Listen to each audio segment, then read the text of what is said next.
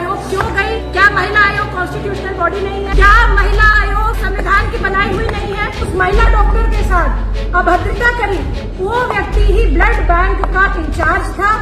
राजधानी लखनऊ में king George medical university यानी KGMU में शादी का झांसा देकर यौन शोषण गर्भपात कराने के आरोपी जूनियर रेजिडेंट डॉक्टर रमीजुद्दीन नायक को निष्कासित किया जाएगा। कुलपति प्रोफेसर सोनिया नित्यानंद ने प्रेस को संबोधित करते हुए कहा कि जांच कमेटी में डॉक्टर के दोषी पाए जाने की रिपोर्ट के आधार पर यह कार्रवाई की जा रही है।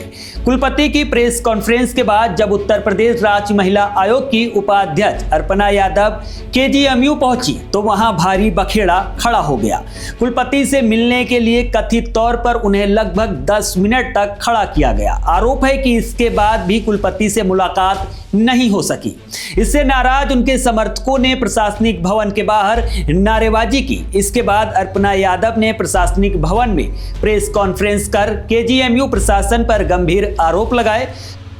कुलपति ने शुक्रवार को KGMU कैंपस में प्रेस कॉन्फ्रेंस में कहा कि घटना की जानकारी पर डॉक्टर रमीज को सस्पेंड किया गया था।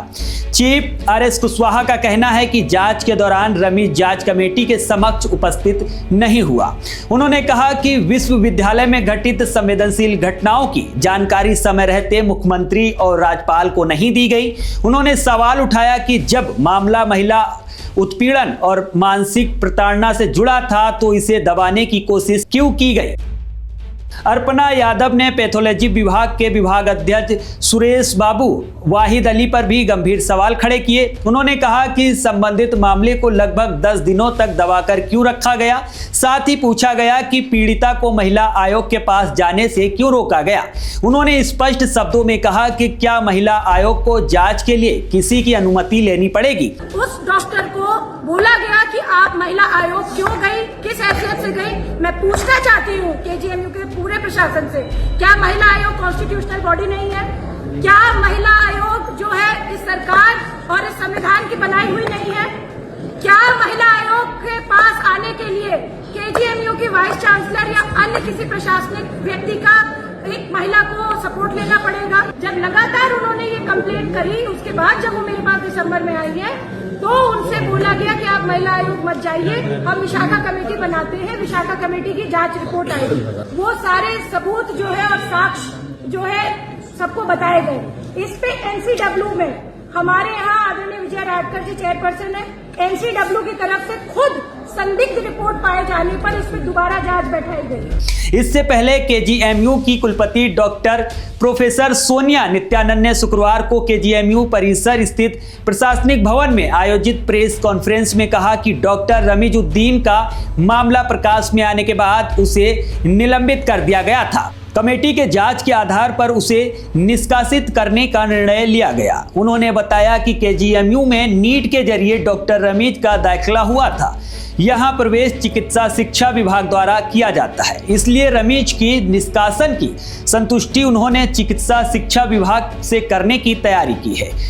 यूनिवर्सिटी चीफ RS कुशवाहा का कहना है कि जांच के दौरान रमीज एक बार कमेटी के सामने उपस्थित हुआ, लेकिन इसके बाद उसका मोबाइल फोन लगातार बंद जा रहा है। आरोप है कि पैथोलॉजी विभाग के रेजिडेंट डॉक्टर रमीज ने एक महिला रेजिडेंट डॉक्टर को प्रेमजाल में फंसाया। शादी की बात सामने आने पर आरोपी ने महिला डॉक्टर पर धर्म परिवर्तन का दबाव बनाना शुरू कर दिया। पीड़ित के विरोध करने पर उसे धमकाया गया, जिससे मानसिक रूप से परेशान होकर महिला डॉक्टर ने नींद की गोलियां खाकर जान देने का प्रयास किया। हालत बिगड़ने पर उसे ट्रॉमा सेंटर में भर्ती कराया गया, जहां इलाज के बाद अब हालत ठीक बताई जा रही है। घटना के बाद पीड़िता ने KGMU प्रशासन, पुलिस, मुख्यमंत्री के IGRS पोर्टल पर राज्य महिला आयोग में शिकायत दर्ज कराई। मामला सामने आने पर प्रशासन और जांच एजेंसियां सक्रिय हुई। इसमें KGMU में 2 कमेटियां मामले की जांच कर रही थी। यौन उत्पीड़न के आरोप की जांच विशाखा कमेटी कर रही है, जबकि धर्मांतरण प्रकरण की जांच 7 सदस्यीय कमेटी को सौंपी गई है, जिसमें एक रिटायर्ड पुलिस महानिर्देशक भी शामिल है। विशाखा कमेटी की जांच रिपोर्ट गुरुवार को सौंपी गई है, जिसमें आरोपी डॉक्टर को दोषी माना गया है। जिस व्यक्ति ने उस महिला डॉक्टर के साथ अभद्रता करी, वो व्यक्ति ही ब्लड बैंक का इंचार्ज था।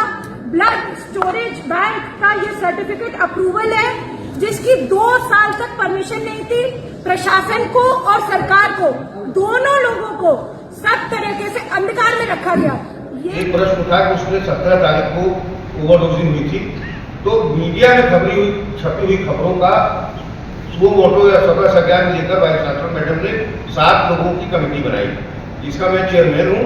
और उसमें भावेश कुमार सिंह रिटायर्ड डीजी और retired information commissioner of Uttar Pradesh भी शामिल है, हमको टेक्निकल मदद करने के लिए। उस कमेटी के पास 2 काम थे।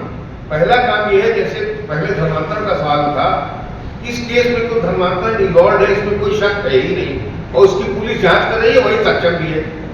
लेकिन क्या ये एक आइसोलेटेड केस है धर्मांतरण का, या कुछ कोई ऐसा है कि कोई प्रेरित कर रहा है, या कोई गैंग काम कर रहा है, या कुछ लोग और भी इसमें इन्वॉल्व है? पहला काम इस कमेटी का देखना ये था। और दूसरा देखना ये था कि क्या इसमें जो इनिशियल रिस्पांस यूनिवर्सिटी की तरफ से आया है, उसमें कोई डिले हुआ है, वो क्या पहले आ सकता था, और जो डिले हुआ है वो क्या डेलिबरेट है या ओवरसाइट है, मिस हुआ है। क्योंकि 20 तारीख को हमारे यहाँ कन्वोकेशन था, 21 को संडे था, तो विश्वविद्यालय को इसमें छिपाने के लिए कुछ भी नहीं है। अगर किसी ने दोष किया है तो कड़ी से कड़ी कार्रवाई होगी। उसी तरह से अगर किसी ने डिले की है, अगर वो डेलिबरेट है तो एक्शन होगा, और अगर ओवरसाइट है, भूल चूक हुई है, तो भी एक्शन होगा। लेकिन दोनों का वो अलग होगा, और उसके लिए थोड़ा सा 5-7 दिन और रुक जाइए। सेंसिटिव इशू है, हम लोग उसके लिए भी आपको बुलाएंगे।